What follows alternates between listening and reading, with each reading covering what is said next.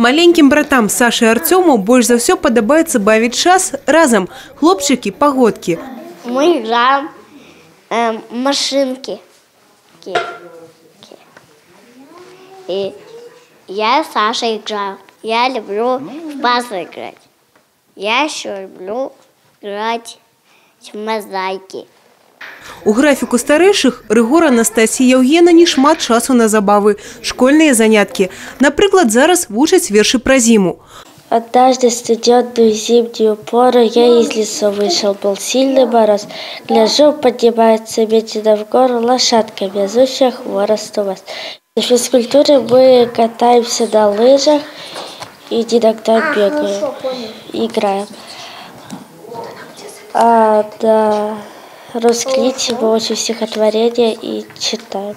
У Кам'янецькім районным социально-педагогічным центры зараз 5 выхаванцаў. Самому маленькому – 4, старейшему – 12. Гэта дзеці, якія засталіся без апекі бацькоў. Лёс хлопчыкаў і дзяўчынак вырашаецца на працягу паўгода. Столькі часу даецца бацькам на выправленне сямейнай ситуации. Спустя небольшое количество времени, у нас было 10 воспитанников, 5 из которых были возвращены в биологические семьи. Надеюсь, что ситуация, которая наладилась, она будет поддерживаться, и дети повторно не вернутся к нам. Свою перадкалядную казку для хлопчыкаў і дзяўчынак вырашылі падарваць прадстаўнікі Брэсцкай гарадской дзіцячай паліклінікі нумар 1. Кажуць, инициативу молодых специалистов во установе аховы здоровья сустрэлі на ура. Всегда под Новый год, под Рождество каждый из нас ждет какого-то волшебства и подарка. Поэтому хотелось быть какими-то минимальными усилиями всех сотрудников подарить это маленькое счастье, это маленькое чудо и сделать приятно деткам. Привезли шмат подарунков, канцелярские товары, гульни, бытовую химию. Все приняли участие, поскольку дела добрые, то почему не поучаствовать, все с удовольствием приняли участие.